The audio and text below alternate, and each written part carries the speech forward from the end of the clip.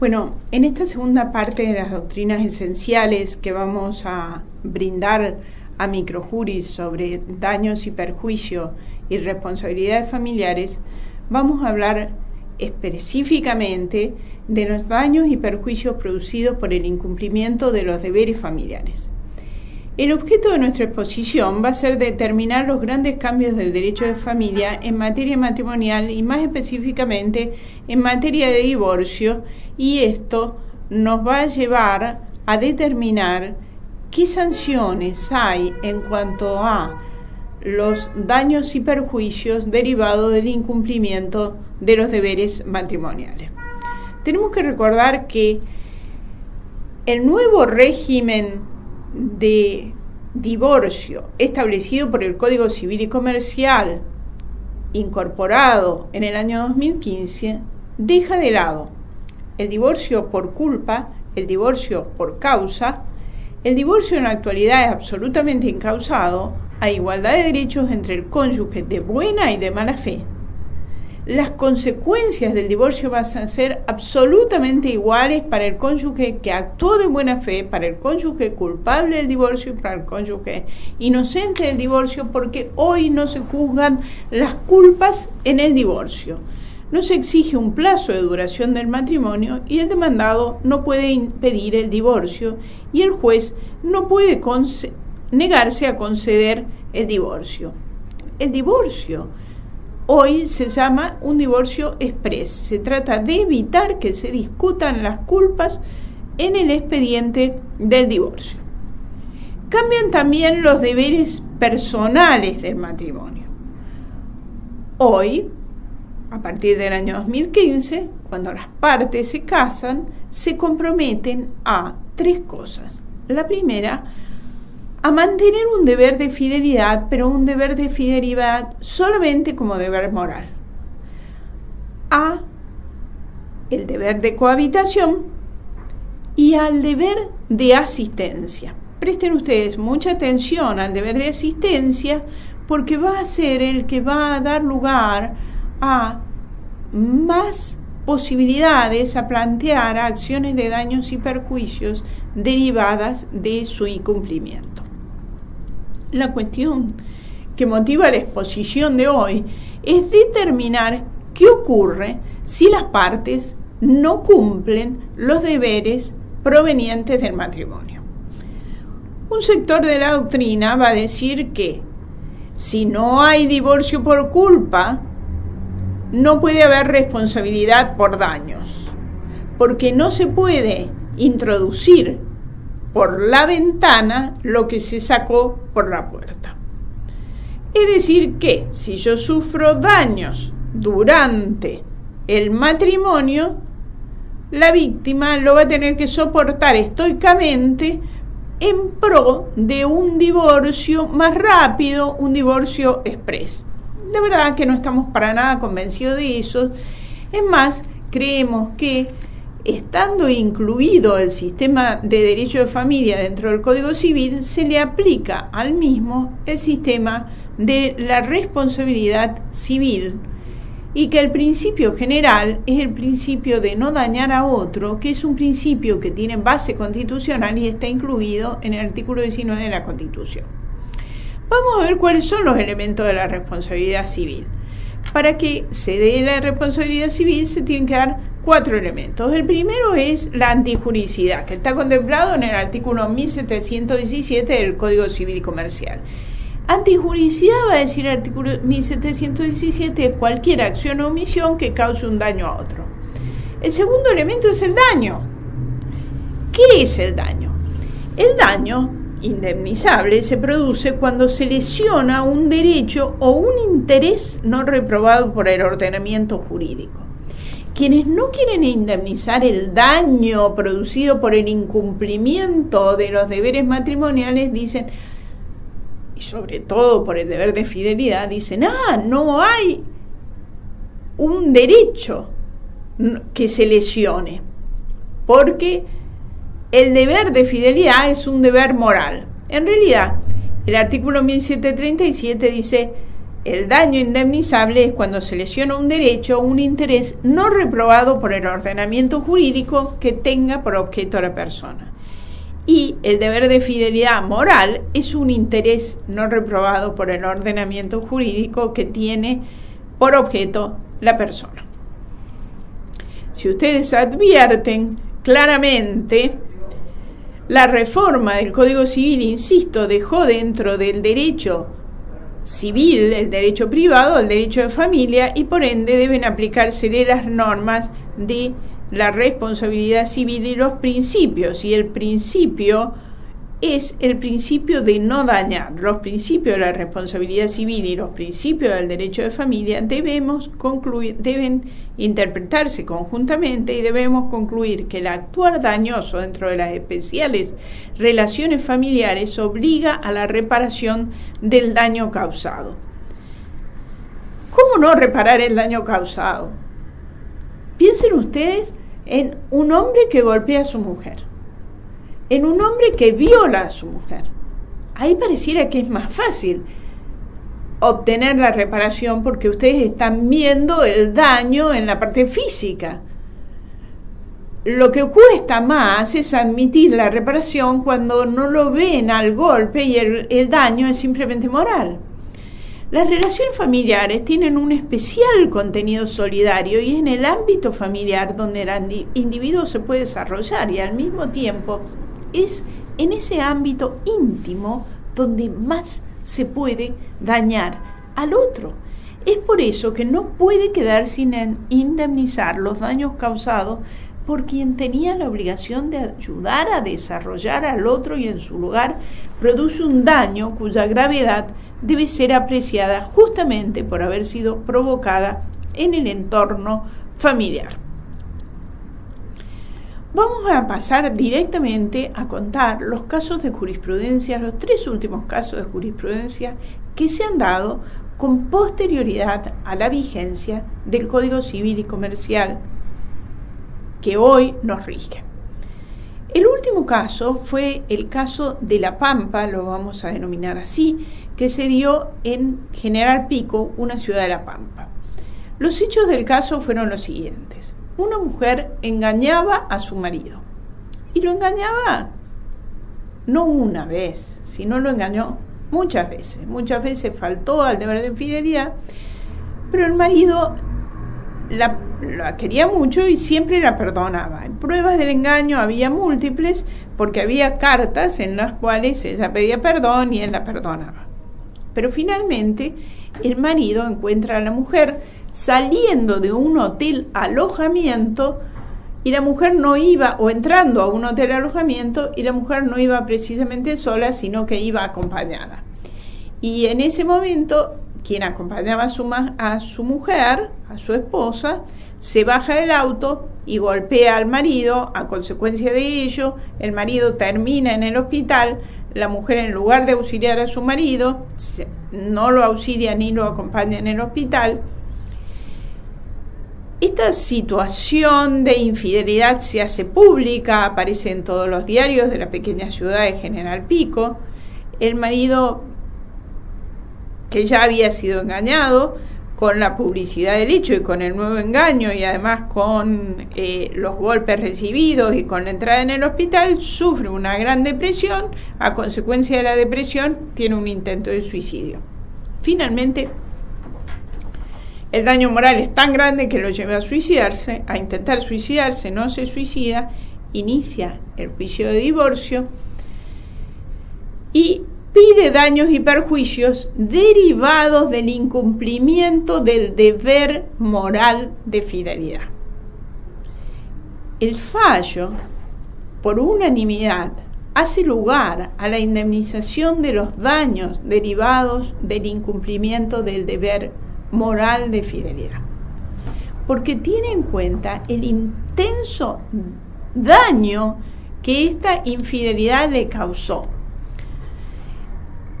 Los votos están divididos, y en los votos se señala que para que se haga lugar a la indemnización tienen que darse los 3 elementos o los 4 elementos de la responsabilidad, y los 4 estaban dados. El primero es el daño, que está probado por el daño moral que sufre el hombre. El segundo elemento es el primer elemento es la antijuridicidad producida por el daño.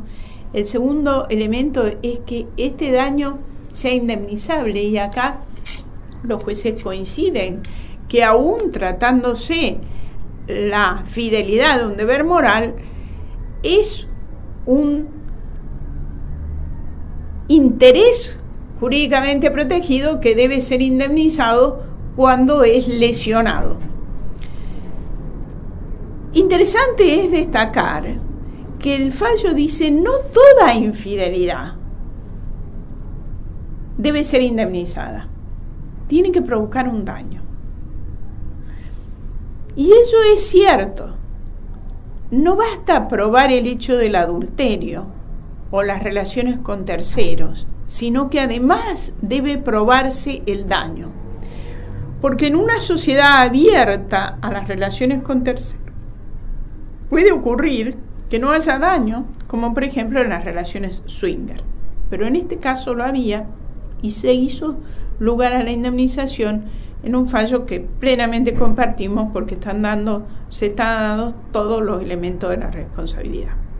Hay otro fallo que es de la Corte de Mendoza, de 16 de septiembre del año 2016, que tiene las siguientes características. Es un fallo que se había iniciado con el viejo Código Civil, por divorcio por culpa y daños y perjuicio.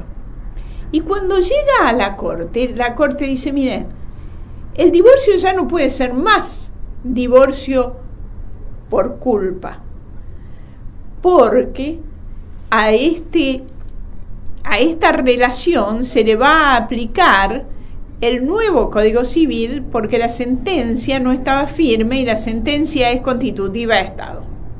Entonces, la sentencia de divorcio ya no va a ser más una sentencia que determine culpable o inocente. Pero esto no quiere decir que aun cuando la sentencia ya no va a determinar que el hombre era culpable, no vamos a analizar la responsabilidad civil. Porque una cosa no tiene nada que ver con la otra, y en ello tienen toda la razón del mundo la Corte de Mendoza.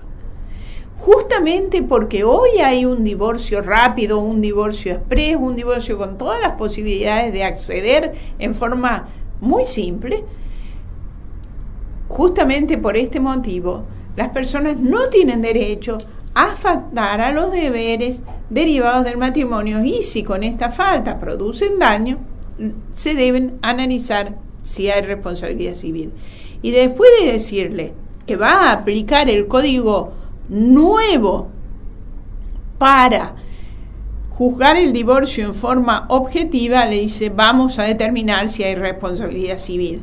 Y establece que evidentemente había habido responsabilidad civil, porque la actora había padecido malos tratamientos, ofensas verbales y físicas por parte del accionado, aspectos que sin duda importan la violación de la dignidad humana y de sus derechos personalísimos. El tercer caso que quiero analizar es un caso de la Cámara Civil Sala H, también de octubre del año 2016. Este caso de la Sala H es muy similar al de la Corte de Mendoza, porque había sido iniciado con el Código Viejo, y la Cámara dice exactamente lo mismo. El divorcio se va a analizar con el Código Nuevo, no vamos a declarar culpables e inocentes. Pero no obstante que el divorcio no haya culpables e inocentes, los daños y perjuicios no son por la culpabilidad en el divorcio, no son daños y perjuicios derivados del divorcio, sino que son daños y perjuicios por los hechos ilícitos o por los incumplimientos a los deberes matrimoniales producidos durante el matrimonio. Y lo importante de este caso es que a él fallo adhiere el doctor Kipper, y el doctor Kipper había sido uno de los camaristas que habían estado en contra de los daños y perjuicios derivados del divorcio en el plenario, en el viejo plenario anterior, que establecía la posibilidad de reparar los daños y perjuicios derivados del divorcio. Y en este caso, siguiendo el voto de la doctora Abreu, que fue la preopinante, Kipper dice, hay que indemnizar, porque acá había responsabilidad por daños derivados de la violencia doméstica. Había amenazas de muerte en el lugar de trabajo. Y estas amenazas y esta violencia no puede quedar sin indemnizar porque haya sido realizada durante el matrimonio. Había faltas de respeto al perímetro de exclusión, activación del botón de pánico. El marido había sido citado por la fiscalía y no había entregado el celular para revisar los mensajes de texto. En fin, múltiples pruebas de que este señor había maltratado a su esposa durante el matrimonio. La indemnización, para que ustedes tengan en cuenta de la cuantía de la cual estamos hablando, ascendió en el caso de la Cámara Civil Sala H, resuelto en octubre del año pasado, a la suma de 65.000 pesos argentinos. Quiero contarles un tercer caso que comprueba perfectamente que es necesario indemnizar la falta del deber de fidelidad. Este caso se ha reiterado en España, se ha reiterado en Chile y se ha reiterado en la Argentina. Voy a cortar el caso argentino porque justamente yo fui una de los que lo falló con anterioridad a la existencia del Código Civil y Comercial actual cuando era camarista en la Cámara de San Isidro. Pero hoy se fallaría exactamente igual. Se trataba del siguiente caso. Era una mujer casada que tenía 4 hijos. Los 4 hijos eran matrimoniales, pero en realidad ninguno de los 4 habían sido engendrados con su marido, sino habían sido engendrados con su amante, que era el ginecólogo. Nunca le dijo al marido durante la relación matrimonial que los hijos eran del ginecólogo. Se separa del marido, se va a vivir con el ginecólogo a los 8 o 9 años de los niños, y el marido sigue manteniendo a los hijos, lo obligan a pasarle alimentos hasta en ese momento, hasta los 21 años, porque la mayoría de edad se obtenía a los 21 años. Llegados los 21 años de los jóvenes, recién le dicen a los jóvenes y al marido que los hijos no eran de él, sino del amante de la mujer, producto de una falta al deber de fidelidad. Imagínense ustedes el daño enorme que causó, material y moral. Moral, porque la infidelidad de la mujer le produjo al marido la existencia o la falsa creencia de ser padre, y material, porque lo obligaron a mantener a 4 hijos que no eran de él. Reclamados los daños y perjuicios, que solamente se reclamaron en el caso de San Isidro, los daños morales, la Cámara de San Isidro, de la cual yo formaba parte en ese momento, no dudó en hacer lugar a los daños y perjuicios. Como tampoco dudó la Cámara de La Serena en Chile hace 2 años, con el mismo argumento, la falta del deber de fidelidad constituye un hecho ilícito que produce un daño, y este daño no puede quedar sin indemnizar por el hecho que haya sido producido durante el matrimonio. Negar la indemnización en este caso crearía un régimen de inmunidad por daños de un cónyuge causado al otro, y se estaría admitiendo una situación de privilegio para dañar en el matrimonio. Es cierto que hoy las relaciones son más libres, y también es cierto que las personas tienen derecho a autodeterminarse y que uno no está obligado a estar enamorado toda la vida de la misma persona. Pero también es cierto que hay un sistema de divorcio muy simple, sin causa, sin tiempo, un divorcio exprés, y que no hay ninguna necesidad de ejercer el derecho a la autodeterminación de manera tan abusiva que cause un daño a nada menos que mi cónyuge. ¿Qué es el deber de asistencia? El deber de asistencia es aquel al que se comprometen los esposos, por el cual cada uno de ellos deben ayudarse y auxiliarse en las dificultades de la vida. Tiene una faz personal y otra patrimonial. Consiste en el compromiso mutuo de los esposos de acompañar al otro y colaborar con él en las situaciones de éxito como en las aflicciones y preocupaciones. Tiene aspectos patrimoniales como aspectos personales. Bien.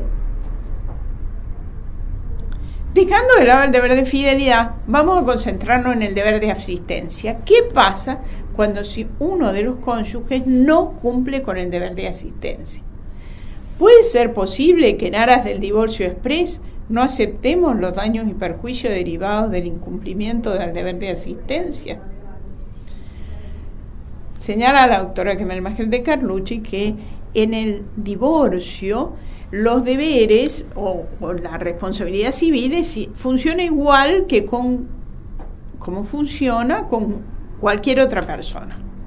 Es decir, que si viene mi vecino y me pega, yo tengo derecho a que me brinde una indemnización porque nadie me puede vulnerar ni ejercer violencia sobre mí. Pero no es exactamente igual esto con el matrimonio, porque mi vecino no tiene para conmigo un deber de asistencia como sí lo tiene mi cónyuge. Y si mi cónyuge falta ese deber de asistencia, debe indemnizarme si me produce un daño, mientras que mi vecino no tiene, reitero, igual deber.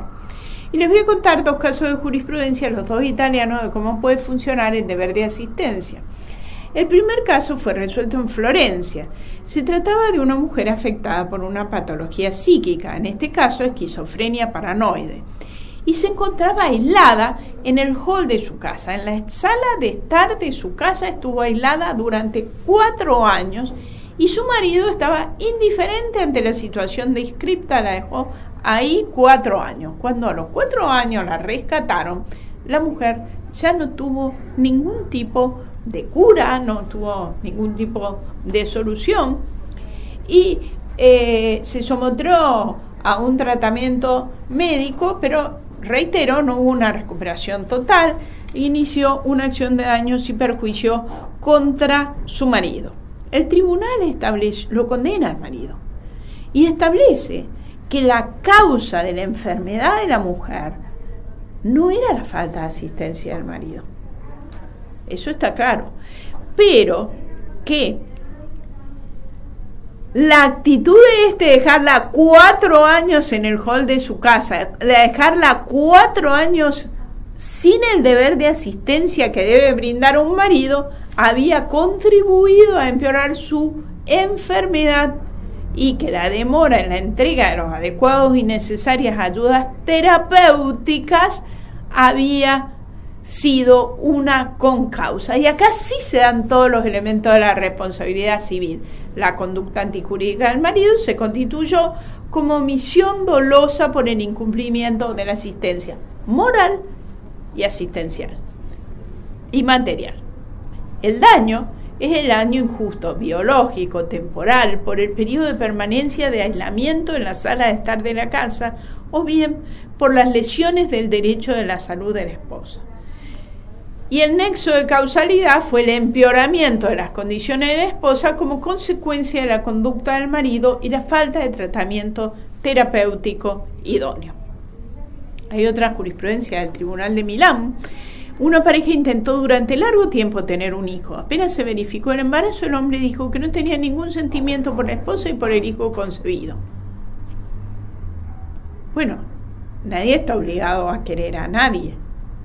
Pero lo que no se justifica es el maltrato. Dejó de hablarle, se comunicaba con ella con papelitos escritos, se desinteresó totalmente por la evolución del embarazo y le causó a la esposa un síndrome de depresión y un lento crecimiento del feto. En definitiva, creo que con respecto al deber de fidelidad, aquellos que dicen que la libertad de autodeterminarse impide hacer lugar a las indemnizaciones por los daños provocados por el deber de fidelidad, yo creo que no hay ningún derecho a ser infiel. En el matrimonio uno se compromete a ser fiel.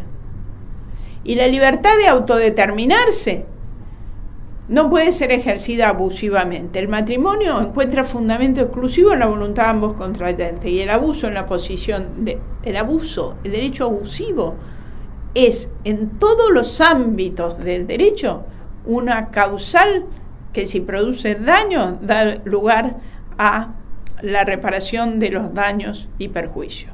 El matrimonio no es una causa de justificación del daño, y lo que es peor, todos los efectos del del divorcio, no reparan el daño. Hoy, como efecto del divorcio, se da una pensión compensatoria, pero la pensión compensatoria no basta para indemnizar el daño causado por la violencia producida por el incumplimiento de los deberes matrimoniales. Los alimentos posteriores al divorcio tampoco bastan para compensar el daño sufrido, además que se dan en solo 2 casos a favor de quien no tiene recursos propios suficientes ni posibilidad de compensárselo. En ninguno de los 2 supuestos compensan el daño causado y resultan insuficientes como remedio indemnizatorio. Pero es más, hay amigos míos que hablan de la paz social y dicen que no hay que hacer lugar a estas acciones porque no conviene la discusión de las causas que llevaron al divorcio en aras de la paz social. Esto no convence a nadie, porque el mantenimiento de la paz social se encuentra en la posibilidad de reparar los daños que un sujeto sufra, aunque tenga un vínculo matrimonial respecto de otro, ya que el respeto al Estado de Derecho implica el respeto a los derechos de los ciudadanos, y nadie pierde esa calidad por el hecho de estar involucrado en una familia. ¿Ven? Las normas del derecho en familia tienen consecuencias indirectas para el incumplimiento de los deberes familiares, como por ejemplo la exclusión hereditaria conyugal para el cónyuge que viola el deber de convivencia, o la indignidad o revocación de donaciones por las conductas repudiables y ofensivas. Estos efectos indirectos no reparan el daño injustamente causado, por lo cual no son suficientes para la víctima. Y además,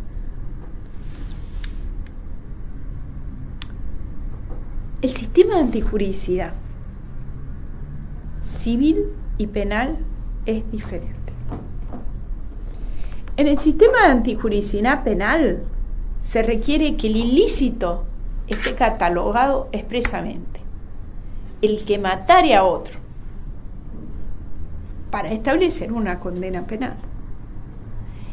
En el sistema de antijuricidad civil no hay necesidad de establecer el ilícito expresamente, es decir, yo no tengo necesidad de decir tiene que funcionar la reparación de daños y perjuicios en el caso de incumplimiento de deberes de asistencia familiar.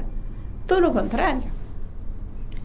El hecho ilícito se produce siempre que se den los presupuestos que están en la parte general de la responsabilidad civil.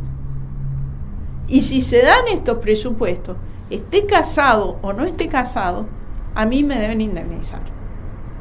Y más me deben indemnizar porque estoy casado y mi marido me tiene que cuidar. Y yo lo tengo que cuidar a él. En definitiva, creemos que el fuerte contenido ético de este tipo de deberes no los priva de su carácter jurídico. Y por supuesto que son de naturaleza personalísima y entran dentro de la esfera de libertad de cada cónyuge y de cada progenitor. Por ello, hay una imposibilidad práctica de su imposición coactiva directa por parte del Estado, pero no hay ninguna imposibilidad de su reparación cuando ellos son violados.